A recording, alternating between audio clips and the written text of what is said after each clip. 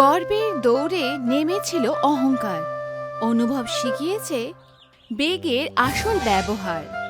বিদেশি মেশিনের আগে ছিল স্বদেশী সৎকার। ভারত X1 হয়েছিল জুনুন আর বিশ্বাসের অবতার। প্রজন্ম মিলে বদলেছে জিতের আধার। স্বপ্নের না কোনো বয়স আছে, না থামে তাদের বেগ। খোলা হাইওয়ে ট্র্যাকে দুটো কার সামনাসামনি দাঁড়িয়েছিল। চারপাশে জমা ছিল ভর, তারা চিৎকার করছিল। একদিকে চকমকে আধুনিক স্পোর্টস কারে দেশের প্রসিদ্ধ অটোমোবাইল উদ্যোগপতি বিক্রম রাঠোর বসেছিল। অন্যদিকে এক ক্লাসিক মোটরসাইকেল কারে ৬৫ বছরের আত্মবিশ্বাসে ভরা কৌশল্যা দেবী বসেছিল, যার অটোমোবাইল জগতের লোক রানী অফ রেস ট্র্যাকে নামে জানত। এখনো সময় আছে কৌশল্যা দেবী, আর মেনে নিন, এইবার তো আপনার হার একদম নিশ্চিত। আমার সাথে রেস তুমি জিততে পারবে না। তুমি ভালো করে জানো বিক্রম, হার কাকে বলে সেটা আমি জানি না। আজ অব্দি আমাকে হারাবে এরম কেউ জন্মায়নি। এটা শুনে বিক্রম মুখ বানালো আর নিজের ফোকাস নিজের কারের দিকে দিল। কিছু সেকেন্ডেই রেস শুরু হলো। স্পিড মিটারের কাঁটা খুব দ্রুত ওপরের দিকে উঠতে লাগলো। প্রথমেই বিক্রমের কার আগে এগিয়ে গেল, কিন্তু শেষ মোড়ে কৌশল্যা দেবী নিজের ড্রাইভিং স্কিল আর টেকনিক্যাল নলেজে আগে এগিয়ে গেল আর রেস জিতে গেল। ভিড় তালিতে বেজে উঠল। বিক্রম কার থেকে বেরোলো। ওর চেহারাতে রাগ পরিষ্কার দেখা যাচ্ছিল। একদিন আমি তোমাকে নিশ্চয়ই হারাবো। একদিন এইসব তালি আমার জন্য বাজবে, তোমার জন্য না। বিক্রম, তুমি আমার থেকে কখনো জিতবে না। হ্যাঁ, যদি আমার জায়গায় কারে অন্য কেউ বসতো, তাহলে হয়তো এই তালি তোমার জন্য বাজতো। দেখো, আমি তোমার সম্মান করি। তুমি খুব ভালো কার চালাও। তুমি যে কোনো কাউকে হারাতে পারো, কিন্তু আমায় নয়। এইটুকু বলেই কৌশল্যা দেবী হাসলো আর সেখান থেকে চলে গেল। বিক্রম রেগে গিয়ে সোজা নিজের বাড়ির দিকে চলে গেল। বাড়ি পৌঁছাতেই ওর মেয়ে কাম্যা ওর চেহারার রাগ পরিষ্কার বুঝতে পারল। বাবা, কি হয়েছে? তোমার চেহারা এরকম রাগ কেন দেখাচ্ছে? আবার আমাকে কৌশল্যা দেবী এই রেসে হারিয়ে দিয়েছে, কিন্তু দেখবে কামিয়া, এক না একদিন আমি ওর অহংকার নিশ্চয়ই ভেঙে ছাড়বো। বাবা, তুমি ওনার সাথে রেস লাগাই বা কেন? তুমি জানো না লোকেরা ওর ব্যাপারে কি বলে? রানী অফ রেস ট্র্যাক। নিজের মেয়ের মুখ থেকে কৌশল্যা দেবীর প্রশংসা শুনে বিক্রম আরো রেগে গেল। যথেষ্ট হয়েছে, তোমার বাবা ওর সাথে রেসে হেরে এসছে আর তুমি এইসব কথা বলছো। আমি দেখতে পাচ্ছি কামিয়া, তুমি কখনো কৌশল্যা দেবীর সম্পর্কে বাজে কথা বলো না। কামিয়া চুপ রইল আর সেখান থেকে চলে গেল। কিছুদিন পর এইভাবেই কেটে গেল। একদিন কামিয়া নিজের স্কুটি দিয়ে গার্ডেনে পৌঁছালো। ওখানে অর্জুন ওর অপেক্ষা করছিল। কামিয়া, আমি গত 2 ঘন্টা ধরে তোমার জন্য অপেক্ষা করছি এই পার্কে। এইভাবে আমরা কতদিন 90s এর কাপলের মতো পার্কে দেখা করব? আমরা কি করতে পারি? দেখো কামিয়া, তুমি জানোই তো যে তোমার বাবা আমার ঠাকুমাকে কতটা ঘৃণা করে, কেননা আজ পর্যন্ত ওনাকে রেসে হারাতে পারেননি। আর এই অবস্থায় আমি আমাদের বিয়ের কথা কিভাবে বলবো ওনাদের সাথে? আমার পুরো বিশ্বাস আছে যে ওনারা অস্বীকার করবেন। তাহলে এর মানে কি আমরা সারা জীবন এইভাবে লুকিয়ে লুকিয়ে দেখা করব? আজ নয়তো কাল বাবা তো আমাদের ব্যাপারে সব জানতেই পারবে। উনি অন্য কারোর থেকে জানতে পারো, তুমি ওনাকে বলে দাও। অর্জুন খুব গভীর চিন্তায় ডুবে গেল। হয়তো তুমি ঠিক বলছো। যদি এরকম বিষয় হয় তাহলে কালকে তোমার বাড়ি এসে তোমার বাড়িতে হাত চাইবো। তোমার দিদাকে আমাদের সম্পর্কের প্রস্তাব নিয়ে আমাদের বাড়িতে পাঠাও, তাহলে কেমন হবে? পাগল হয়ে গেছে নাকি? তোমার বাবা যখনই আমার ঠাকুমাকে দেখে তখনই নিজের হাতটা ওনার মনে পড়ে যায়। যদি ঠাকুমাকে পাঠাই তাহলে তোমার বাবা সরাসরি না বলে দেবে এই বিয়েতে। তাহলে ঠিক আছে, আমি কালকে তোমার অপেক্ষা করব। এইটুকু বলেই কামিয়া সেখান থেকে চলে গেল। পরের দিন সকালে কৌশল্যা দেবী নিজের গার্ডেনে দাঁড়িয়ে নিজের লাক্সারি মডিফাইড কারকে দেখছিল। ওনার গ্যারেজ কোনো মিউজিয়ামের থেকে কম ছিল না।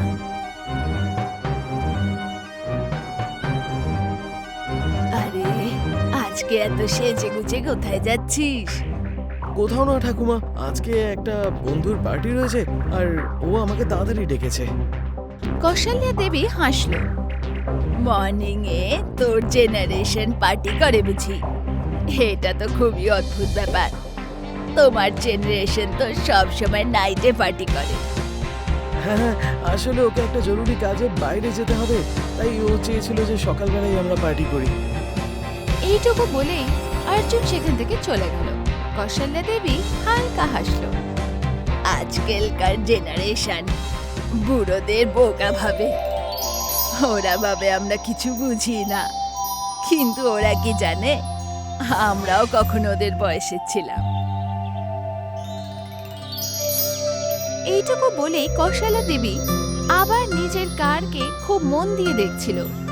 কিছুক্ষণ পর অর্জুন বিক্রম রাঠোরের বাড়িতে পৌঁছালো। ওর পায়ে অস্বস্তি ছিল, কিন্তু চোখে দৃঢ় নিশ্চয়ও ছিল। তুমি এখানে কেন এসছো? অর্জুন এক মুহূর্তের জন্য কামিয়াকে দেখলো, আর তারপর সাহস জুগিয়ে বিক্রমের দিকে তাকালো। আঙ্কেল, আমি আর কামিয়া বহুদিন ধরে একে অপরকে ভালোবাসি, তাই জন্য আমি ওর সাথে বিয়ে করতে চাই। বিক্রমের চেহারায় হালকা রাগ দেখা দিল। তো এখন তোমার এত সাহস হয়ে গেছে যে তুমি আমার মেয়ের সাথে বিয়ে করতে এখানেই চলে এসছো একা? এতে ভুলটা কি আছে আঙ্কেল? একটা বাবার কাছে কি তার মেয়ের সাথে বিয়ে করার কথা বলা ভুল? অর্জুনের জবাবে বিক্রম আরো রেগে গেল। যেমন তোর ঠাকুমার মুখ চলে, ঠিক তেমনই তোর মুখও চলে। বাবা, অর্জুনকে আমি এখানে ডেকেছি। অর্জুনের মধ্যে খারাপটি বা কি আছে? ও তো আমাদের স্ট্যাটাসেরই। বিক্রম কিছুক্ষণ গভীর চিন্তায় ডুবে গেল। ওর মনে একটা ষড়যন্ত্র চালছিল। এইটাই সুযোগ ওর ঠাকুমাকে নিচু করার। যদি নাতি দুঃখ পায় তাহলে ঠাকুমারও কষ্ট হবে। তারপরও অর্জুনের দিকে তাকালো। ঠিক আছে, যদি তুমি আমার মেয়েকে বিয়ে করতে চাও তাহলে আগে নিজেকে প্রমাণ করো। আমি কিছু বুঝতে পারলাম না। আমার শর্ত হলো আগত ইন্টারন্যাশনাল সুপারকার রেসে তুমি আমাকে হারিয়ে দেখাও। যদি তুমি রেস জিতে যাও তাহলে আমি নিজের মেয়ের হাত তোমার হাতে দিয়ে দেব। অর্জুন খুব বাজেভাবে চমকে গেল, কিন্তু কিছুক্ষণও ভেবে সিদ্ধান্ত নিল। ঠিক আছে আঙ্কেল, আমি আপনার চ্যালেঞ্জ মেনে নিচ্ছি। এইটুকু বলে অর্জুন সেখান থেকে চলে গেল। বাবা, তুমি এই শর্তটা কেন রাখলে? কেন? ও তোমাকে ভালোবাসে না? তাহলে তোমাকে পাওয়ার জন্য কি ও একটা ছোট্ট চ্যালেঞ্জও জিততে পারবে না? কামিয়া চুপ রইল আর চলে গেল। ও যেতেই বিক্রম হাসল। কৌশল্যা দেবী, সময় এসে গেছে তোমাকে নিচু করার। এবার তোমার নাতির সাথে জিতে আমি তোমার সব হিসাব সুদ সমেত মিলিয়ে দেব। অন্যদিকে অর্জুন মুখ ঝুলিয়ে বাড়ি পৌঁছালো। কৌশল্যা দেবী ওকে দেখতেই বুঝে গেল যে ব্যাপারটা কিছু সিরিয়াস। আরে, তুই তো তোর বন্ধুর বার্থডে পার্টিতে গেছিলিস। ছেলেরা তো বার্থডে পার্টি থেকে ফেরত এসে খুশি থাকে, কিন্তু তোর চেহারা কেন এরম দেখাচ্ছে? অর্জুন সব ঘটনা নিজের দিদাকে বলল। এটা শুনতেই কৌশল্যা দেবীর মুখে দৃঢ়তা চলে এলো। বিক্রম রাঠোর আজ অবধি আমার থেকে রেসে জিততে পারেনি, এই জন্য ও তোকে হারিয়ে আমাকে নিচু করতে চায়। এটা শুধু তোমার নয়, আমারও লড়াই। তুমি ভালো করেছো যে ওর চ্যালেঞ্জ অ্যাকসেপ্ট করেছো। এবারও জানতে পারবে যে তোমার শরীরেও আমার রক্ত বইছে। ওদিকে বিক্রম নিজের আলিশান দপ্তরে বসে হাসছিল। তখনই ওর চাকর ভেতরে এলো। সাহেব, আমি শুনেছি যে আপনি কৌশল্যা দেবীর নাতিকে কার রেসের জন্য চ্যালেঞ্জ করেছেন। আপনার এমনটা করা উচিত হয়নি। ও কৌশল্যা দেবীর নাতি, ওর কাছে একের পর এক লাক্সারি গাড়ি আছে। আর ভুলে যাবেন না, অর্জুনের রক্তেও ওনারই গুণ আছে। বিক্রম জোরে জোরে হাসলো। ওই বুড়ির কাছে যতই গাড়ি থাকুক না কেন, এইবার আমি বিদেশ থেকে SV12 ফ্যান্টমেক্স আনিয়েছি। এই গাড়িটা ইউরোপের টপ রেসিং মেশিন। এই গাড়িটা সব সময় দ্রুত ট্র্যাকে দৌড়ানোর জন্য বিখ্যাত। আমি ওর নাতিকে হারিয়েই ছাড়ব। চাকর চুপচাপ চলে গেল, কারণ ও কৌশল্যা দেবীর ভালোবাসার মানুষ ছিল, কারণ উনি ওকে খুব সাহায্য করত। চাকর সোজা কৌশল্যা দেবীর কাছে পৌঁছালো আর পুরো ঘটনা বলল। ও কারের ব্র্যান্ড, ইঞ্জিন স্পেসিফিকেশন আর রেসিং হিস্ট্রিও বোঝালো। অর্জুনও সেখানে উপস্থিত ছিল। আর এলিয়াস V12 ফ্যান্টম এক্স এর মতন গাড়িকে হারানো সহজ নয়। কিন্তু কৌশল্যা দেবী শান্ত ছিল। লোকেদের ভুল ধারণা যে কার রেস জেতে, ভুলে যায় যে রেস কার নয়, কার যে চালায় সে জেতে। রেস সেই জেতে যার ভেতরে আত্মবিশ্বাস থাকে। টেনশন নিস না, যদিও বিদেশ থেকে মেশিন নিতে পারে, তাহলে আমরা নিজের দেশের যন্ত্রপাতি দিয়ে কার বানাতে পারি। কি ঠাকুমা, তুমি গাড়ি বানাবে? হ্যাঁ, এখনো অবধি আমি কার কিনতাম, কিন্তু এখন আমি তোর জন্য বিশেষভাবে কার বানাবো, আর তুই এতে আমায় সাহায্য করবি। চাকরের চেহারায় খুশি এলো। এবার তো আমার বিশ্বাস হয়ে গেছে যে এইবারও বিক্রম রাঠোর আপনার সাথে জিততে পারবে না। আমি চাই যে ও হেরে যাক আর কামিয়া বাবু এখানে বিয়ে করে বউ হয়ে আসুক। কৌশল্যা দেবী হাসলো। ওনার চোখে এক নতুন কম্পিটিশনের চমক ছিল। খেলা এখন শুধু রেসের নয়, সম্মান আর বিরাসতের ছিল। কৌশল্যা দেবী ঠিক করে নিয়েছিলেন যে এইবার ও কোনো পুরনো কারকে মডিফাই করবেন না। লড়াই শুধু রেসের নয়, সম্মানেরও ছিল। উনি সিদ্ধান্ত নিয়েছিলেন উনি নিজের জন্য আর নিজের নাতির জন্য একদম সুপার কার বানাবে। এমন একটা কার যে শুধু মেশিন নয়, একটা ভিশন হবে। কৌশল্যা দেবী নিজের এত বছরের অভিজ্ঞতা, রেসিং এর নলেজ, অ্যারোডাইনামিক নলেজের উপযোগ করছিল। অন্যদিকে অর্জুন আধুনিক সফটওয়্যার ডিজাইন, ইঞ্জিন ক্যালিব্রেশন আর ডিজিটাল স্টিমুলেশনের ওপর কাজ করছিল। দুই প্রজন্ম, একজন অনুভব, অন্যদিকে টেকনোলজি, একসাথে কাজ করছিল। ঠাকুমা, আমি যদি কারের ফ্রন্ট লো প্রোফাইল রাখি আর এয়ার ইনটেক সাইড থেকে দিই, তাহলে ড্র্যাগ কম হবে। কিন্তু এর দ্বারা কি হাই স্পিড স্টেবিলিটিতে প্রভাব পড়বে? প্রভাব হবে, যদি ওজনের সন্তুলন ঠিক না হয়। মনে রাখবি, রেস শুধু স্পিডে জেতা হয় না, কন্ট্রোলে জেতা হয়। আমাদের 52 আর 48-এর প্লেট ডিস্ট্রিবিউশন চাই। ফ্রন্ট হালকা, কিন্তু এতটা নয় যে মোড়ে কন্ট্রোল ছুটে যায়। ঠাকুমা, ইঞ্জিনের জন্য টার্বোচার্জড V10 ঠিক হবে নাকি আমরা হাইব্রিড সেটআপ রাখবো? তার কারণ বিক্রমের এলিয়াস V12 ফ্যান্টম এক্স এর র পাওয়ারটা বেশি। র পাওয়ার প্রত্যেকবার জেতায় না। হাইব্রিড সেটআপ রাখ। আমাদের এক্সেলারেশন চাই, বিশেষ করে শেষ মোড়ের জন্য। যখন ও নিজের পার উপরে ভরসা করবে, আমরা আমাদের টাইমিং এ বিশ্বাস করব।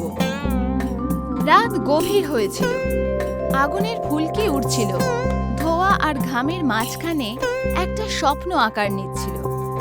ঠাকুমা, এই গাড়িটা শুধু জেতার জন্য নাকি অন্য কিছুর জন্য? এই কার লাজবাব। ওদের মনে হয় বয়স বেগকে কমিয়ে দেয়। এই কার বলবে যে বেগ অনুভব থেকে তৈরি হয়। আর মনে রাখিস, মেশিনে আত্মা ভরতে হয়। দুজনে মিলে কারের নাম ঠিক করলো, ভারত X1। এই নাম শুধু এক পরিচয় নয়, একটা সন্দেশও ছিল। রাত গ্যারেজের মধ্যে কেটে গেল। স্পার্ক, ধোয়া, ব্লুপ্রিন্ট, কম্পিউটার স্ক্রিন আর টেস্ট ড্রাইভ, প্রত্যেকটা পদক্ষেপ গল্পকে আরো উঁচু মাত্রায় নিচ্ছিল। ঠাকুমা, স্টিয়ারিং রেসপন্সটা খুব শার্প, কিন্তু 200 পরে হালকা ভাইব্রেট করছে।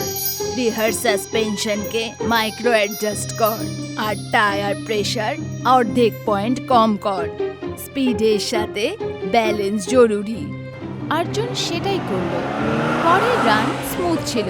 কার রাস্তায় এমন দৌড়াচ্ছিল যেন হাওয়াকে ছিঁড়ে দিচ্ছে। ঠাকুমা, এই গাড়িটা, এটা তো একটা অন্য লেভেলের গাড়ি। এখন নয়, যতক্ষণে শেষ মোড়ে শত্রুকে পেছনে ছাড়ার শক্তি অনুভব না করে, ততক্ষণ অব্দি এটা অসম্পূর্ণ। শেষ রাত, দুজনে ক্লান্ত ছিল, কিন্তু চোখে ঘুম নয়। ঠাকুমা, যদি আমরা হেরে যাই তো? হার তখন হবে যখন মানুষ চেষ্টা ছেড়ে দেয়। আমরা চেষ্টা নয়, ইতিহাস বানিয়েছি। আর মনে রাখ, রেস কার জেতে না, যে চালায় সে জেতে। ভারত X1 এখন পুরোপুরি তৈরি। চকমকে বডি, খুব ভালো আওয়াজ আর ভেতরে 2 প্রজন্মের বিশ্বাস। এটা একটা শুধু সুপারকার ছিল না, এটা পরম্পরা আর টেকনোলজির সঙ্গম ছিল। রেসের দিন চলে এসছে, মিডিয়া উপস্থিত ছিল, ইন্টারন্যাশনাল ট্র্যাক পুরোপুরি তৈরি ছিল। একদিকে বিদেশি ব্র্যান্ড অরলিয়াস V12 ফ্যান্টম এক্স নিজের চকমক আর শক্তির সাথে দাঁড়িয়েছিল, অন্যদিকে ভারতীয় ডিজাইন ভারত X1 একটা মেশিন ইউরোপের গতির প্রতীক ছিল, অন্যদিকে ভারতের অনুভব আর আত্মার। শুরুতে বিদেশি গাড়ির বেগ সত্যি হাওয়ার মধ্যে দৌড়াচ্ছিল। অরলিয়াস V12 ফ্যান্টম এক্স প্রথম রাউন্ডেই এগিয়েছিল। ভিড়ের মনে হলো পরিণাম ঠিক হয়ে গেছে। বিক্রমের চেহারায় আত্মবিশ্বাস ফেরত এসেছিল, কিন্তু অর্ধেক ট্র্যাকের পর ভারত X1 এর ব্যালেন্সিং আর টপ সিস্টেম নিজের জাদু দেখালো। কারের গ্রিপ স্থির ছিল, মোড়ে ব্যালেন্সও মজবুত ছিল। অন্যদিকে বিদেশি কার ড্র পাওয়ারের উপর নির্ভর ছিল, অন্যদিকে ভারত X1 ব্যালেন্স আর টাইমিং এর উপর খেলছিল। কি বলতো, রেস তো বুদ্ধি দিয়ে খেলা হয়। শেষ মোড়ে স্টেডিয়ামে চুপচাপ হয়ে গেছিল। অর্জুন স্টিয়ারিং ধরেছিল, কৌশল্যা স্ট্যান্ড থেকে ওকে দেখছিল, চোখে ভরপুর বিশ্বাস। শেষ মোড়ে অর্জুন রিস্ক নিল, ও কারকে ভেতরের লাইনে দিল, টায়ার চিৎকার করলো, ইঞ্জিন গর্জন করলো, আর ভারত X1 সোজা রেখায় হাওয়াকে চিরে আগে এগিয়ে গেল। আর পরের সেকেন্ডেই Bharat X1 finish line number 1-এ পার করে দিল। পুরো ভিড় হাততালিতে ছড়িয়ে গেল। বিক্রম রাঠোর প্রথমবার বুঝে গেছিল, অনুভব আর জুনুনের সামনে অহংকার টিকতে পারে না।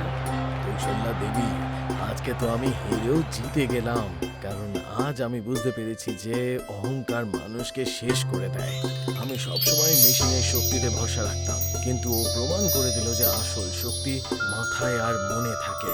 আমি ভাবতাম যে আমি আপনাকে কোনোদিন এই জন্য হারাতে পারি না কারণ ভাগ্য আপনার সঙ্গে আছে, কিন্তু এবার বুঝতে পেরেছি যে আপনার জিত আপনার পরিশ্রম, অভিজ্ঞতা আর আত্মবিশ্বাসের জন্য ছিল।